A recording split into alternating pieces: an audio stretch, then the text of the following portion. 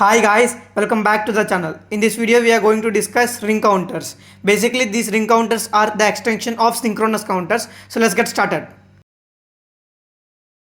So basically we have discussed the synchronous circuits on synchronous counters in the previous videos. And this ring counters is almost similar to the shift register. So if you see the points that mentioned here, ring counter is a typical application of the shift register. Yeah, we will cover in the upcoming video the shift register, but without knowing the shift register also we can know about the ring counter. It's not a big change, you can know about this. So the only change in the output of the last flip-flop is the connected to the input of the first flip-flop. So what is this point? So this point can be understood with the help of the circuit diagram.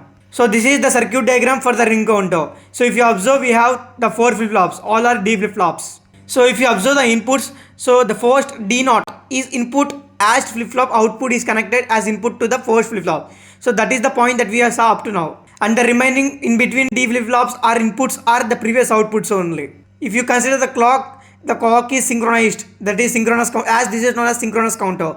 So the ring counter and Johnson counter are the part of the synchronous circuit. So if you observe, we have asynchronous inputs also, that is clear and preset. Basically for the first flip-flop we need to connect as preset, because it will be presetted, means it will connect at least 1 and the remaining 3 flip-flops are connected to 0, means basically clear. If you observe clearly, the OVI means input, means that is overriding input. The overriding input for the D1, D2, D3 means that last D flip-flops are clear as applied clear and the first flip-flop is applied preset. So we will understand why these changes are made and only why we are applying preset to the first flip-flop. And we will explain that, but before we need to know that when preset is 0, Q is 1, here is 0, Q is also 0. So as we are using 4 flip-flops, according to that we are going to have total 2 power 4 16 transitions or 16 states it can count as it is a counter. No, it is not like that. It is not general counter, it is ring counter. The last flip-flop output is connected back as a feedback to the D0 as input. So in this only we are going to have just 4 and 4 transitions or 4 states we can say. Now we are going to understand that 4 states with the help of the truth table, and I will also show that diagram with the help of the movement of the digits or binary digits so that you can understand. So first of all, as we are having the 4 states, I took the 4 states in the truth table, including one extra term also so that you can understand further. So OVI means the overriding input. Suppose that is 0, then whatever may be the clock, so clock doesn't cares. So Q0 would be definitely 1 because that is presetted. So you can see the asynchronous inputs up above. When preset is 0, the Q would be 1. So as overriding input is 0 for the first flip-flop, as we are connected to preset, the Q0 would be 1. So the remaining 3 flip-flops, the overriding input is clear. Clear means 0. So clear is, as clear overriding input is 0, clear means Q is also 0. So as Q1, Q2, Q3 is also 0. So you can also observe our 4 output states, that is Q0, Q1, Q2, Q3, 1, 0, 0, 0. This is starting of the ring counter. So as all the D flip-flops are connected, then the Q0 will be forwarded to the next as D1, and Q1 is forwarded to D2, and Q2 is forwarded as D3, and Q3 is forwarded as D0 as input. So I hope you understood this transition. All the output become now inputs to the next flip-flops. That's it. So we know what is meant by D flip-flop. D flip-flop means delay flip-flop. So whatever may be the output present in the next state means the next state the same would be have the D input. So basically what I am trying to say is the D will be same as the Q0.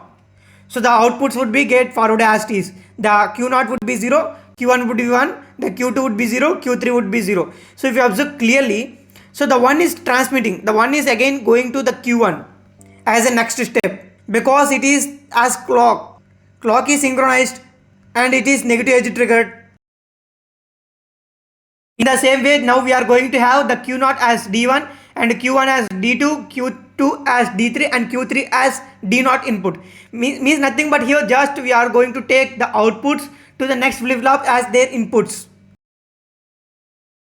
Now you can observe that the same the inputs is reflected as outputs. D0 as Q0, D1 as Q1, like that. So you can also see I have updated the truth table also. The one is again get forwarded. It is the one is present at Q2. So why I am highlighted the red color as 1? Because that is main important. You need to focus on 1 itself. So how the movement of 1 is changing.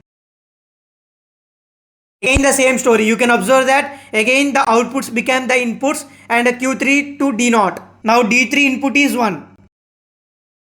So now you can observe all the outputs are Q0 0, Q1 0, Q2 0, Q3 1.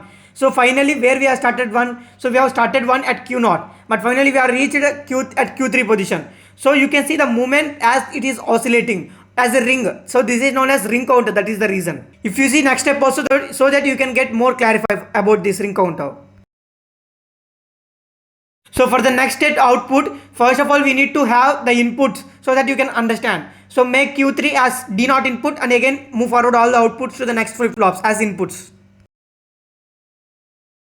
So you can observe that after 4 states, wherever we have started, again the same position we have come to that. So as the circle goes on, because all are connected back to the as feedback, so the circle or ring continues. So this is known as the ring counter. That is the reason. As the flip-flops has feedbacks and as it is a ring, so that is the thing that we are going to have the Q0, Q1, Q2, Q3 as outputs as in this format as a ring. So if you want more clarify about that, you can also see the timing diagram analysis for the ring counter. So the first directly I took the clock, next I took the overriding input. So overriding input is just at a first step. We would be passing 0, again it will be high. So the next one, if you see the Q0 output, it will be first at low at starting and again it will be going to follow the clock signal. So the Q1, if you observe, that will be going to follow the Q0. So Q2 will follow the Q1 and Q3 will follow the Q2. Basically in this we are not going to say follow because as it is not a synchronous circuit, it is the synchronous circuit, not asynchronous one. So we are going to observe small changes. You can observe that how the high from Q0 to Q3 is changing. So there is only one high in the Q0, there is only one high in the Q1. So up to it reaches the last one. So that is the thing. So you can see in the timing diagram analysis also how this one is transferring. So in the first Q0, that is one, the high is the one. So the Q1 is in the second Q1 we have only one high, that is 1. So like that if you see again we have in the Q0 again the high in the last position in the W position. So like that this W continues up to the power is off. We have some of the applications of the ring counter, so that is the reason we have made changes in the normal counter and made this ring counter. But it's not done yet. There is a issue in the ring counter. So what is that issue? So by chance if the preset is not set, if the preset is 0, by chance I am saying, means computer might make mistakes or any of the thing might be made mistake. In that situations we are not going to move our ring counter. Why? So because if you move all the zeros also, it doesn't make any change because all are zeros. So for the ring counter at least one should be present over there. So that is the reason for the first flip flop we have take the preset. For the next 3 flip flops we have taken the clear. I hope you understood why we have taken for the next 3 flip flops as clear, why we are not taking all the flip flops as clear. If you take all the flip-flops as clear, all the flip-flops will be resetted to 0. That we don't want. At least one flip-flop should be presetted. That is, at least one flip-flop output should be present as 1. So that is the thing. You can take for the second flip-flop also the preset, the remaining 3 flip-flops as 1. For the third flip-flop you can take the preset and the remaining 3 flip-flops as clear. So you can take any of the flip-flop that you want as any flip-flop you can start as 1. But the ultimate thing is at least one flip-flop should be present as 1. Otherwise the ring counter will not work proper, or it will not work at least. So for that, to avoid this situation, we are going to use the twisted ring counter or Johnson counter. In the upcoming video we are going to see that only. I hope you understood this video. Thanks for watching up to now.